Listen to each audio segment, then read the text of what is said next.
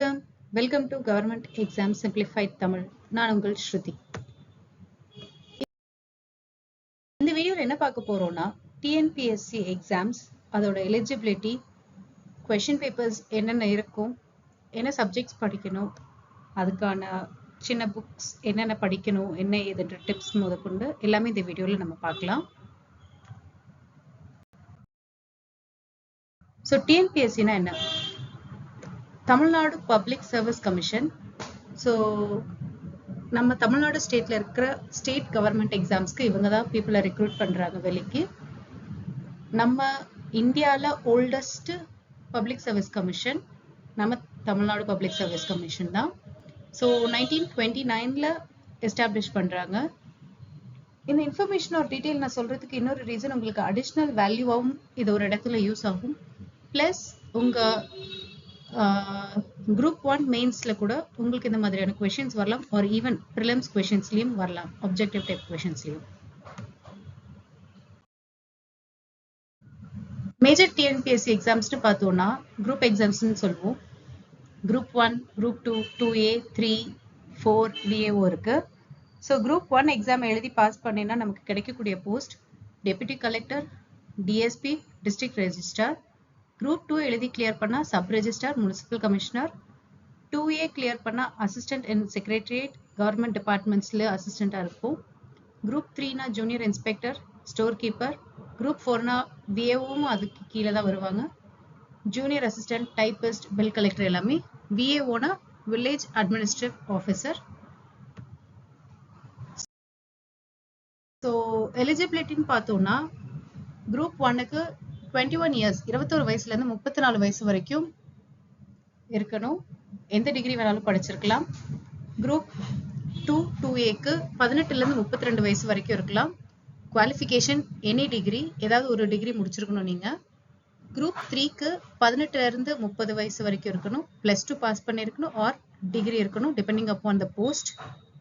Group 4 and விஏஓக்கு நீங்க 18ல இருந்து 32 வயசு வரைக்கும் இருக்கணும். எஸ்எஸ்எல்சி அதாவது 10ஆம் வகுப்பு நீங்க பாஸ் பண்ணியிருந்தாலே போதும். இது இல்லாம ஏஜ் ரிலாக்ஸேஷன் உண்டு. SC/ST கோட்டாவை சேர்ந்தவங்களுக்கு 5 வருஷமும், பிசி எம்பிசி கோட்டாவை சேர்ந்தவங்களுக்கு 2 வருஷமும். அதாவது இப்போ நம்ம குரூப் 1 34 வயசு வரைக்கும் எழுதலாம்னு சொன்னோம். ஸோ ஒருவேளை நீங்க SC/ST கேட்டகரியில வந்தீங்கன்னா +5ன்னு சொல்லி 39 வயசு வரைக்கும் எழுதலாம். பிசி எம்பிசின்னு சொன்னா +2 இயர்ஸ் 36 வயசு வரைக்கும் எழுதலாம். இது இல்லாம பிடபிள்யூடி எக்ஸ் சர்வீஸ்மேனுக்கு எக்ஸ்ட்ராவும் ஏஜ் ரிலாக்ஸேஷன் நமக்கு கிடைக்கும். ஸோ குரூப் 1 எக்ஸாம் சொல்லும்போது இதுல வந்துட்டு நீங்க 3 ஸ்டேஜஸா எக்ஸாம்ஸ் எழுதுவீங்க. ஃபர்ஸ்ட் ப்ரிலிம்ஸ் எழுதுவீங்க, அதுக்கப்புறம் மெயின்ஸ் எழுதுவீங்க, அதுக்கப்புறம் இன்டர்வியூ. ஸோ ப்ரிலிம்ஸ்ல நீங்க வந்து ஒரு பேப்பர் தான் இருக்கும். ஜெனரல் ஸ்டடீஸும் ஆப்டிடியூடும் எழுதுவீங்க. 150 கொஸ்டின்ஸ் இருக்கும். ஒரு கொஸ்டினுக்கு 2 மார்க்ஸ், 300 மார்க்ஸ்க்கு இருக்கும். ஸோ நீங்க இதை எழுதி கிளியர் பண்ணீங்கன்னா மெயின்ஸ் எழுதுவீங்க. மெயின்ஸ் வந்து உங்களுக்கு டிஸ்கிரிப்டிவ் கொஸ்டின்ஸா இருக்கும், அதாவது answer the following type of questions இருக்கும். 3 பேப்பர் இருக்கும். அந்த 3 பேப்பர்லயும் உங்களுக்கு essay type questions, short notes, case studies எல்லாம் இருக்கும். ஸோ ஓவராலா 750 மார்க்ஸ்க்கு எழுதுவீங்க. அது போக இன்டர்வியூ 100 மார்க்ஸ். ஸோ என்ன படிக்கணும் என்ன இதுன்றதை நான் பின்னாடி சொல்றேன். ஸோ குரூப் 2 எக்ஸாம் வந்து உங்களுக்கு 3 ஸ்டேஜஸ்ல இருக்கும். ஸோ ப்ரிலிம்ஸ், மெயின்ஸ், இன்டர்வியூன்னு. ப்ரிலிம்ஸ்ல வந்து 200 கொஸ்டின்ஸ் இருக்கும். General Tamil or English, general studies, aptitude இருக்கும். ஓவரால் 200 கொஸ்டின்ஸ் இருக்கும். நம்ம general Tamil or general English 100 மார்க்ஸ்க்கு 75 for general studies and 25 for aptitude and mental ability. So 200 questions இருக்கும், 300 மார்க்ஸ் இருக்கும். ஸோ அது எழுதி கிளியர் பண்ணதுக்கு அப்புறம் you will have to right mains exam. Mains exam வந்து ஒரு பேப்பர் 300 மார்க்ஸ்க்கு இருக்கும். 50 மார்க்ஸ் டிரான்ஸ்லேஷனுக்கு இருக்கும், Tamil to English, English to தமிழ்னு. 50 மார்க்ஸ் ப்ரிசைஸ் ரைட்டிங், அதாவது ஒரு லாங் பேரா கொடுத்துருவாங்க, அதை நீங்க சம்மரி பண்ணணும். எஸ்ஏ அதுக்கப்புறம் ஒரு 100 மார்க்ஸ்க்கு இருக்கும். லெட்டர் ரைட்டிங் ஒரு 50 மார்க்ஸ்க்கு இருக்கும். ஸோ அதுக்கப்புறம் இன்டர்வியூ 40 மார்க்ஸ்க்கு இருக்கும். குரூப் 2Aல சிங்கிள் எக்ஸாம் தான். 200 MCQs multiple choice questions இருக்கும். General Studies 75, Aptitude 25, General Tamil or English 100 questions இருக்கும். Total 300 marks. இதுல descriptive questions இருக்காது, இன்டர்வியூவும் இருக்காது. Group 3 வந்து exam pattern, அதுவும் single exam தான். 200 multiple choice question MCQs இருக்கும். General Studies, Aptitude, General English or Tamil இருக்கும். இந்த எக்ஸாம்லயும் உங்களுக்கு மெயின்ஸ் எக்ஸாம் இருக்காது, இன்டர்வியூவும் இருக்காது. Group 4 and VAO exam pattern ரீசெண்டா தான் முடிஞ்சது. இது ஒரே எக்ஸாம் தான். 200 multiple choice question கொடுத்திருப்பாங்க. General Studies 75 marks, Aptitude 25 marks, General Tamil or English 100 marks இருக்கும். இதுலயும் உங்களுக்கு descriptive question, அதாவது மெயின்ஸ் அண்ட் இன்டர்வியூ இருக்காது. ஸோ டிஸ்கிரிப்டிவ் பேப்பர் அப்படின்னு நம்ம சொல்லும்போது எஸ்பெஷலி குரூப் 1 and 2க்கு மட்டும்தான் இருக்கு. இது வந்து எஸ்ஏ ஃபார்மேட்ல எழுதுவோம். குரூப் 1ல 3 பேப்பர் இருக்கும். ஸோ அந்த 3 பேப்பருக்கும் நீங்க வந்து பாலிட்டி, எக்கானமி, எத்திக்ஸ், ஜியோகிரஃபின்னு நிறைய படிக்கணும். குரூப் 2க்கு ஒரே பேப்பர் தான். Majorly about Tamil to English, English to Tamil translation இருக்கும். ப்ரிசைஸ் ரைட்டிங், எஸ்ஏ எல்லாம் இருக்கும். Focus on neat hand writing, headings, points இது எல்லாமே பர்ஃபெக்டா அழகா இருக்கணும். லைக் நல்ல ஹேண்ட் ரைட்டிங்னு சொல்லும்போது லெஜிபிளா இருக்கணும். படிக்கிறவங்களுக்கு எந்த கன்ஃபியூஷனும் இல்லாத அளவுக்கு கரெக்டா கிளியரா எழுதணும்.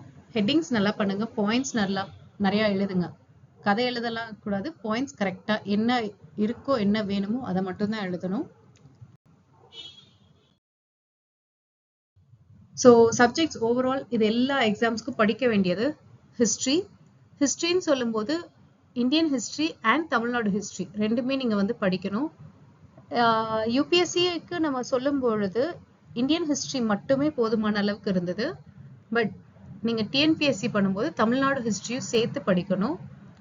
Polity and constitution, economy and development. So எக்கானமின்னு சொல்லும்போது நீங்க வந்து மேக்ரோ எக்கானமி, மைக்ரோ எக்கானமி ரெண்டுமே படிக்கணும். ஜியோகிரஃபி, ஓவரால் ஜியோகிரஃபியும் படிக்கணும்.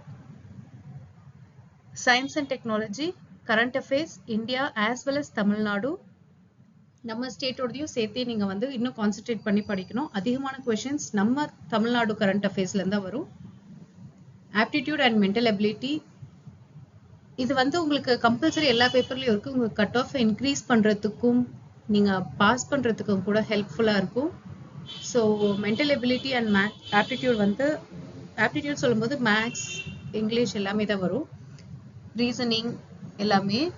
ஸோ ஆப்டிடியூட் வந்து திரும்ப திரும்ப திரும்ப ப்ராக்டிஸ் பண்ணணும், டெய்லி பண்ணணும். லாஸ்ட் மினிட்ல பண்றதுக்கு ஒரு லாஸ்ட் மினிட்ல நான் பாத்துக்கிறேன், first main subjects history, geography, economy, polity படிச்சுட்டு பண்றேன்றது சாத்தியமே இல்லை. டெய்லி கம்பல்சரி நீங்க எந்த அளவுக்கு மெயின் சப்ஜெக்ட்ஸ் கொடுக்குறீங்களோ அதே அளவுக்கு ஆப்டிடியூட் அண்ட் மென்டல் எபிலிட்டிக்கும் நீங்க கொடுத்தாகணும். ஸோ அதுக்கப்புறம் ஜென்ரல் தமிழ் ஆர் இங்கிலீஷ் இருக்கும். மஸ்ட் ரீட் புக்ஸ்னா சமச்சீர் கல்வி புக்ஸ் 6th to 12th எல்லாமே படிக்கணும். நீங்க எல்லாமே சொல்லும் போது history, geography, that is social compulsory படிக்கணும். சயின்ஸ் உங்களுக்கு அது நல்ல ஹெல்ப்ஃபுல்லா இருக்கும். மேக்ஸ் ஆப்டிடியூடுக்கு ஹெல்ப்ஃபுல்லா இருக்கும். இஃப் யூ டோன்ட் வாண்ட், நீங்க மேக்ஸ் கூட விட்டுட்டு ஆப்டிடியூட் புக்ஸ் தனியாவே உங்களுக்கு மார்க்கெட்ல அவைலபிளா இருக்கு, அது மட்டுமே படிச்சா கூட போதும். பட் சோஷியல் சப்ஜெக்ட்ஸ் கம்பல்சரி சமச்சீர் படிச்சிருங்க. அதுக்கப்புறம் டிஎன்பிஎஸ்சி கைட்ஸ் சக்திலையும் அரிஹாந்த்லயும் இருக்குது. கரண்ட் அஃபேர்ஸ்க்கு டெய்லி நியூஸ் பேப்பர் மட்டும்தான் ஹெல்ப் பண்ணும். அது போக ப்ரீவியஸ் இயர் கொஸ்டின் பேப்பர்ஸ் பார்த்தாதான் உங்களுக்கு எந்த மாதிரியான கொஸ்டின்ஸ் கேட்டிருக்காங்க, எந்தெந்த டாபிக்கு நீங்க இம்பார்ட்டன்ஸ் கொடுத்து படிக்கணும் அப்படிங்கிறது உங்களுக்கு நல்லாவே தெரிய வரும். ஸோ நீங்க எப்படி ப்ரிப்பேர் பண்ணணும்னா சமச்சீர் லைன் பை லைன் கம்பல்சரி படிங்க. மெயின் கீ சமச்சீர் புக்ஸ் தான். ஸோ டெய்லி கரண்ட் அஃபேர்ஸ் பார்த்து நோட்ஸ் எடுங்க. எவ்ரி வீக் மாக் டெஸ்ட் எடுங்க. Previous year question paper practice பண்ணுங்க. டிஸ்கிரிப்டிவ் கொஸ்டினுக்கு டெய்லி ஒரு ஆன்சர் ரைட்டிங், உங்களுக்கு அது தெரியாத டாபிக்கா கூட இருக்கட்டும், ப்ரீவியஸ் இயர் கொஸ்டின் பேப்பரோ இல்லை ஆன்லைன்ல நீங்க போட்டாலே ஒரு சில கொஸ்டின்ஸ், ரேண்டம் கொஸ்டின்ஸ் வரும். நீங்க அந்த கொஸ்டின்ஸ்க்கு 1 மணி நேரம் படிங்க, ஒரு அரை மணி நேரம், எவ்வளவு நேரம் உங்களுக்கு தேவையோ அந்த கொஸ்டினுக்கு படிச்சுட்டு டெஸ்ட் எழுதுங்க. ஸோ உங்களுக்கு அந்த டிஸ்கிரிப்டிவ் கொஷின்ஸ்க்கு எழுதக்கூடிய அந்த டைம், ஸ்பீட், பாயிண்ட்ஸ் எப்படி எழுதலான்ற அந்த ப்ராக்டிஸ் கிடைக்கும். Especially if you are preparing for group 1 and group 2. Neat presentation அதுக்கு தேவை. பட் மீதி எல்லாத்துக்கும் எம்சிக்யூஸ் தான் மோஸ்ட்டாக இருக்கும். ஸோ எவ்வளோ ஃபாஸ்ட்டாக நீங்கள் முடிக்கிறீங்கன்றதையும் பாருங்கள். ஒரு கொஷினுக்கும் நீங்கள் எடுக்கக்கூடிய டைம் தான் உங்களோட கட் ஆஃபை டிசைட் பண்ணும். ஸோ எப்படி அப்ளை பண்ணணும்னா, அஃபிஷியல் சைட்டில் போய் தான் அப்ளை பண்ண முடியும். www.tnpsc.gov.in. One time registration register பண்ணிக்கோங்க. 5 years வரைக்கும் வேலிடிட்டி இருக்கும். ஸோ ஆனுவல் பிளானர் பாருங்க. ஆனுவல் பிளானர் எல்லா வருஷமும் டிசம்பர் ஆர் ஜனவரி. இப்போ 2026க்கான ஆனுவல் பிளானர் வந்து டிசம்பர்ல 2025 ஆர் ஜனவரி 2026ல நமக்கு டிஎன்பிஎஸ்சி வந்து அஃபிஷியல் நோட்டிஃபிகேஷன் விடுவாங்க. ஸோ அதில் பார்த்துட்டு எந்த எக்ஸாம்ஸ் எந்த மந்த் இருக்கு, எப்போ அப்ளை பண்ணணும்னு பாருங்க. நான் இப்போ பண்றதுனால 2025ஓட ஆனுவல் பிளானர் அட்டாச் பண்றேன். ஸோ ஆல்மோஸ்ட் நிறைய எக்ஸாம்ஸ் முடிஞ்சிருச்சு. 2026 பப்ளிஷ் ஆகும்பொழுது நான் வந்து சேனல் கம்யூனிட்டி பேஜில் போஸ்ட் பண்ணுறேன். பாருங்க, எப்போ அப்ளை பண்ணணுன்றதை பார்த்துட்டு டைம் கரெக்டாக எந்த டேட் இருக்குன்னு பார்த்துட்டு அப்ளை பண்ணுங்க. ஆன்லைன் மட்டும்தான் அப்ளிகேஷன் முடியும். So apply online. இது 2025க்கான ஆனுவல் கேலண்டர். ஆல்மோஸ்ட் எல்லா எக்ஸாம்ஸ்க்குமான நோட்டிஃபிகேஷன்ஸ் முடிஞ்சிருச்சு. இப்போ குரூப் 2 2A சர்வீஸ்க்கான இது வந்து போடணும். ஸோ யாரெல்லாம் குரூப் 2 குரூப் 2Aக்கு ப்ரிப்பேர் பண்ணுறீங்களோ அப்ளை பண்ணுங்க, மறந்துடாதீங்க. All the best for your exams. So அது போக combined civil service group 5A. So இது என்னன்னா குரூப் 2ஓட மெயின்ஸ் மாதிரி தான் இருக்கும்.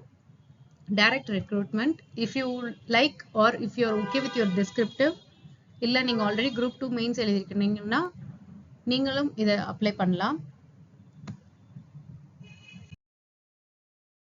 So final words. எல்லா டிஎன்பிஎஸ்சி டாப்பர்ஸுமே 1-0லேருந்து தான் ஸ்டார்ட் பண்ணியிருக்காங்க. ஸ்லோவாக ஸ்டார்ட் பண்ணுங்க, பட் கன்சிஸ்டண்டாக படிங்க.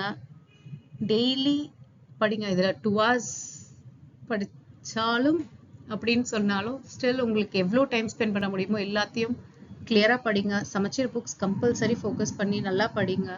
ப்ரீவியஸ் இயர் கொஷின்ஸ் திரும்ப திரும்ப பாருங்க, ரிவைஸ் பண்ணுங்க. கண்டிப்பாக உங்களுக்கு இந்த ஜாப் கிடைக்கும். நம்ம ஒரு வருஷம் கஷ்டப்பட்டு படித்தா அடுத்த 30 வருஷத்துக்கும் ஹாப்பியாக வாழலாம். உங்களுக்கு இந்த வீடியோ பிடிச்சிருந்ததுன்னா லைக், கமெண்ட், ஷேர், சப்ஸ்கிரைப் பண்ணுங்க. இன்னும் தெளிவான டீட்டெயில்ஸ் ஒவ்வொரு எக்ஸாம் பற்றி வேணும்னாலும் சொல்லுங்க, நான் உங்களுக்காக போடுறேன். இல்லை வேற ஏதாவது வேணும், இதை பற்றி அப்லோட் பண்ணணும்னு நீங்கள் நினைக்கிறீங்களோ அதுவும் சொல்லுங்க. அப்கமிங் வீடியோஸில் கம்பல்சரி நான் எல்லாமே கவர் பண்ணுறேன். தேங்க்யூ.